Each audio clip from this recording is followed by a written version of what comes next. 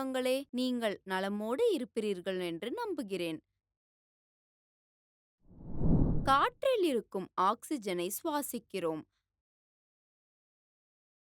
அது இல்லாமல் உயிரினங்கள் வாழ முடியாது. நாம் சுவாசிக்கும்போது கார்பன் டை ஆக்சைடை வெளியிடுகிறோம். நமக்கு ஆக்ஸிஜனை வழங்குவதைத் தவிர, வளிமண்டலம் பல வழிகளில் நமக்கு வாழ்க்கையை சாத்தியமாக்குகிறது. உதாரணமாக, சூரியனின் தீங்கு விளைவிக்கும் கதிர்கள் நம்மை அடையாமல் தடுக்கிறது. பசுமையான தாவரங்கள் வளிமண்டலத்தில் உள்ள கார்பன் டை ஆக்சைடை எடுத்து ஒளிச்சேர்க்கைக்கு சூரிய ஒளி மற்றும் தண்ணீரை பயன்படுத்துகின்றன. மேலும் அவற்றிலிருந்து சுவையான பழங்கள், காய்கறிகள், தானியங்கள் போன்றவற்றை பெறுகிறோம். இவை புரதங்கள், கார்போஹைட்ரேட்டுகள், சர்க்கரைகள், கொழுப்புகள், தாதுக்கள் மற்றும் நாம் வாழ தேவையான பிற ஊட்டச்சத்துக்களை தருகின்றன.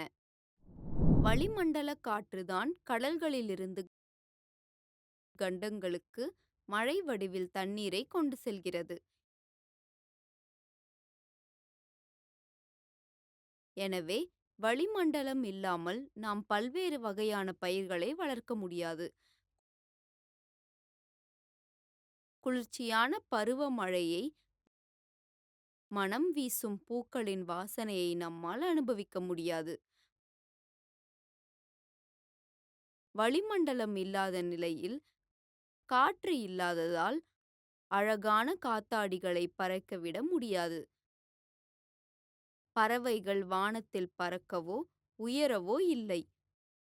கொடிகள் பறக்காது. நமது முந்தைய அமர்வில் கற்கோளம் மற்றும் நீர்க்கோளம் பற்றி ஏற்கனவே பார்த்தோம்.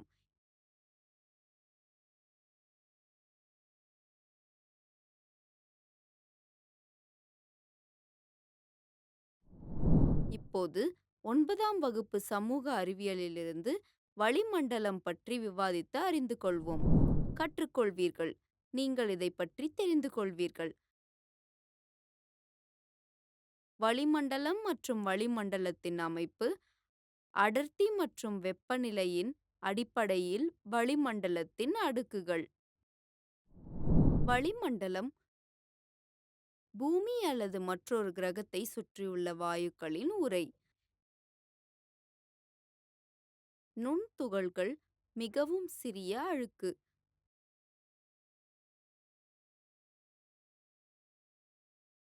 பன்முகத்தன்மை. ஒன்றுக்கொன்று வேறுபட்ட பாகங்கள் அல்லது பொருட்களை கொண்டது. ட்ரோபோஸ்பியர் வளிமண்டலத்தின் மிக குறைந்த பகுதி. அடுக்கு மண்டலம் அடுக்கு மண்டலத்தின் மேலே உள்ள பூமியின் வளிமண்டலத்தின் அடுக்கு. மத்திய மண்டலம்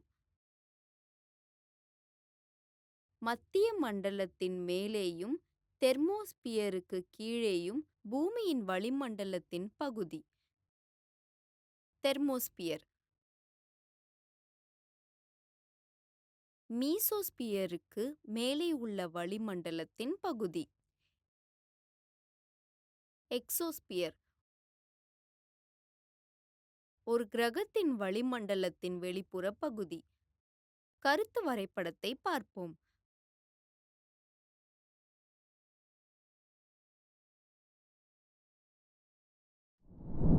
வளிமண்டலம் என்பது பூமியை சுற்றியுள்ள வாயுக்களின் கடல். வளிமண்டலம் என்பது பூமியை சுற்றியுள்ள மிக மெல்லிய போர்வையாகும். அமெரிக்காவின் விண்வெளி நிறுவனமான national aeronautics and space administration அதாவது நாசா வளிமண்டலம் சுமார் 1000 கிலோமீட்டர் தடிமன் கொண்டதாக இந்த விளக்கத்தை அளிக்கிறது.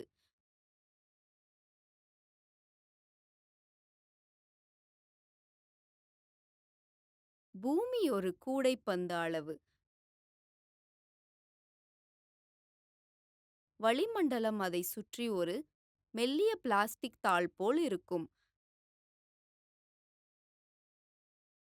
வாயுக்களால் ஆனது. வளிமண்டலம் வாயுக்களின் அனைத்து பண்புகளையும் வெளிப்படுத்துகிறது. அது சுருக்கி விரிவடைகிறது மற்றும் அதற்கு வடிவமில்லை. வளிமண்டலத்தில் பல வாயுக்கள் உள்ளன, ஆனால் ஆக்சிஜன் அதாவது சுமார் 21 விழுக்காடு அளவு மற்றும் நைட்ரஜன் அதாவது சுமார் 78 விழுக்காடு அளவு. மற்ற வாயுக்கள் மிகச் சிறிய சதவீதத்தில் உள்ளன. Argon, neon, carbon di oxide அதாவது சுமார் 0.03% அளவு. மீத்தேன், அமோனியா, ஓசோன் போன்றவை அடங்கும்.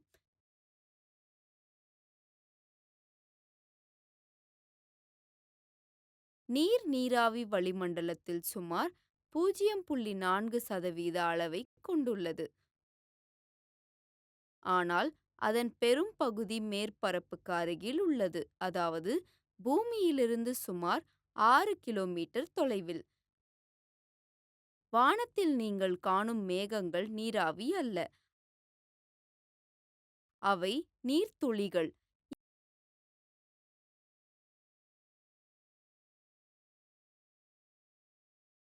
இந்த வாயுக்கள் தவிர வளிமண்டலத்தின் நுண்ணிய தூசி துகள்கள் உள்ளன. துகள்கள் எனப்படும். துகள்கள் இயற்கை செயல்முறைகள் மற்றும் மனித செயல்பாடுகளிலிருந்து வரலாம். இயற்கை செயல்முறைகள் பாலைவனங்களில் மணல் புயல்கள் மற்றும் இயற்கையான காட்டுத்தீ.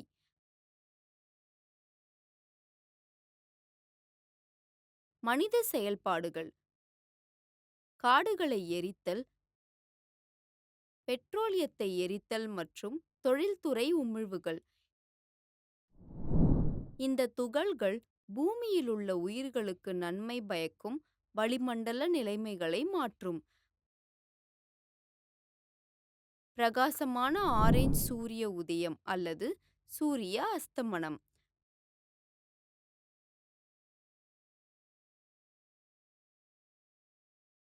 மழைப்பொழிவு. சில நேரங்களில் இந்த நுண்துகள்கள் வெப்பநிலை மற்றும் மழைப்பொழிவு முறைகளை மாற்றுவதன் மூலம் சிக்கல்களை ஏற்படுத்தலாம்.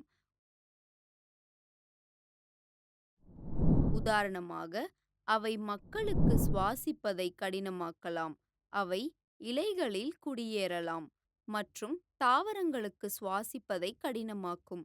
மற்றும் ஒளிச்சேர்க்கை. வளிமண்டலத்தின் அமைப்பு. பூமியின் உட்புறம் அடுக்குகளாக அமைக்கப்பட்டிருப்பதைப் போல வளிமண்டலமும் பல்வேறு அடுக்குகளாக வெவ்வேறு கலவைகளை கொண்டுள்ளது. வளிமண்டலத்தின் அமைப்பு பற்றிய ஆய்வு மிகவும் பரவலாக உள்ளது. வேதியியல் கலவையின் அடிப்படையில் வளிமண்டலம் 2 பரந்த அடுக்குகளாக பிரிக்கப்பட்டுள்ளது. ஹோமோஸ்பியர்,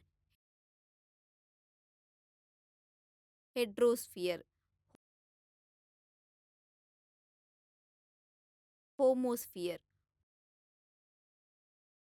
ஹோமோஸ்பியர் 90 கிலோமீட்டர் உயரம் வரை நீண்டுள்ளது.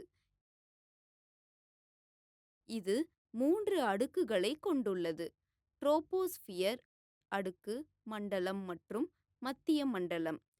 இது நைட்ரஜன், ஆக்சிஜன், ஆர்கான் மற்றும் கார்பன் டை ஆக்சைடு போன்ற வாயுக்களின் கலவையில் சீரான தன்மையில் வகைப்படுத்தப்படுகிறது.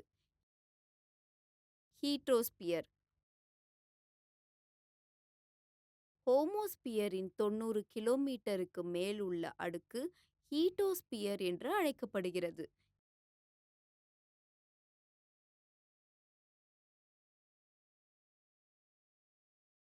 இது ஒரு பன்முக அமைப்பை கொண்டுள்ளது, எனவே ஹீட்டோஸ்பியர் என்று பெயர்.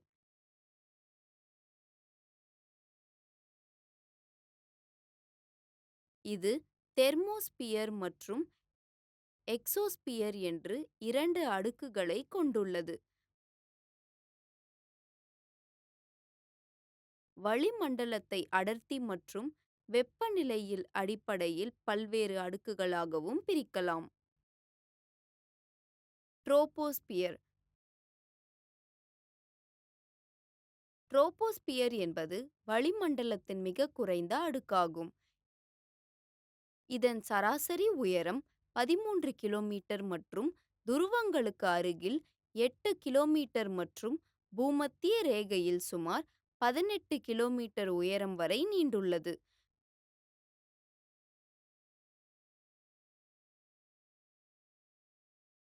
ட்ரோபோஸ்பியரின் தடிமன் பூமத்திய ரேகையில் அதிகமாக உள்ளது, ஏனெனில் வலுவான வெப்பச்சலன நீரோட்டங்கள் துருவங்களுக்கு அருகே காற்று அதிக அளவில் மூழ்குவதால் வெப்பம் அதிக உயரத்திற்கு கொண்டு செல்லப்படுகிறது.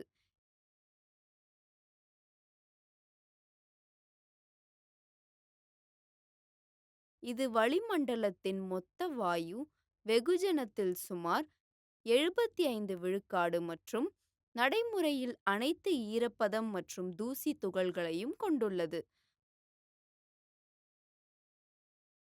முழு வானிலை நிகழ்வும் இந்த கோளத்தில் நிகழ்கிறது.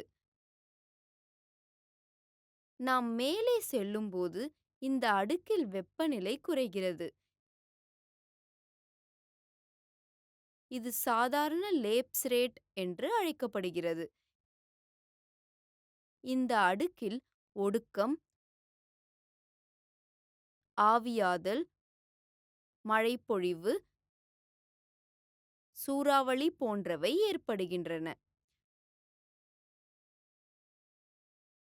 ஸ்ட்ராட்டோஸ்பியர், அதாவது அடுக்கு மண்டலம். இந்த அடுக்கு 50 கிலோமீட்டர் உயரம் வரை நீண்டுள்ளது. இந்த அடுக்கு மேகங்கள் மற்றும் அதனுடன் தொடர்புடைய வானிலை நிகழ்வுகளிலிருந்து கிட்டத்தட்ட விடுபட்டுள்ளது. இது ஜெட் விமானங்கள் பறக்க மிகவும் உகந்த நிலைமைகளை உருவாக்குகிறது. அடுக்கு மண்டலத்தின் ஒரு முக்கிய அம்சம் என்னவென்றால் அதில் ஓசோன் படலம் உள்ளது.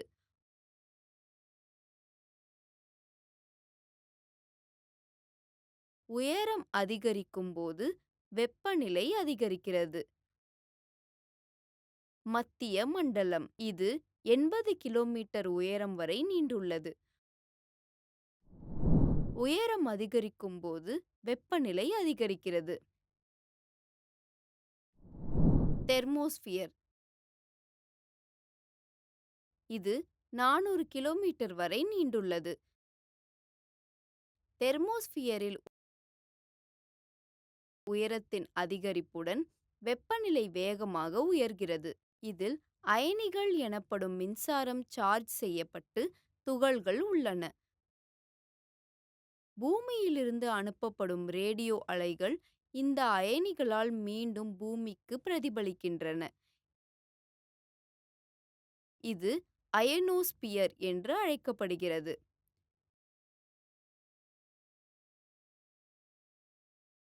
எக்ஸோஸ்பியர். இது வளிமண்டலத்தின் மேல் அடுக்கு ஆகும். இது மிக உயர்ந்த அடுக்கு.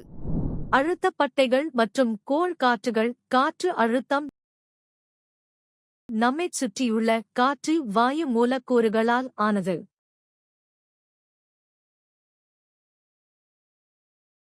இவை மிகச் சிறிய துகள்கள்.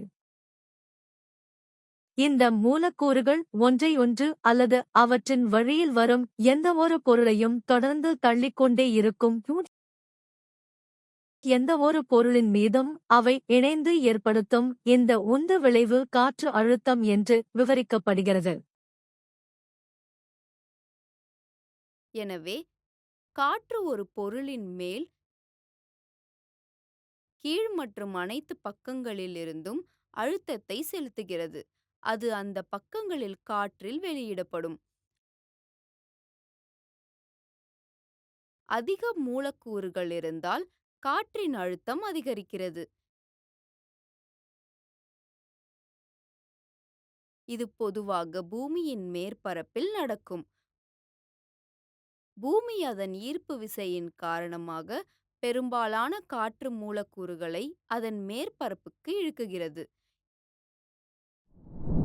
எனவே இந்த காணொளியில் வளிமண்டலம் மற்றும் வளிமண்டலத்தின் அமைப்பு பற்றி பார்த்திருப்பீர்கள். அழுத்தம் பெல்ட்டுகள் மற்றும் கிரக காற்று பற்றி அடுத்த காணொளியில் பார்ப்போம்.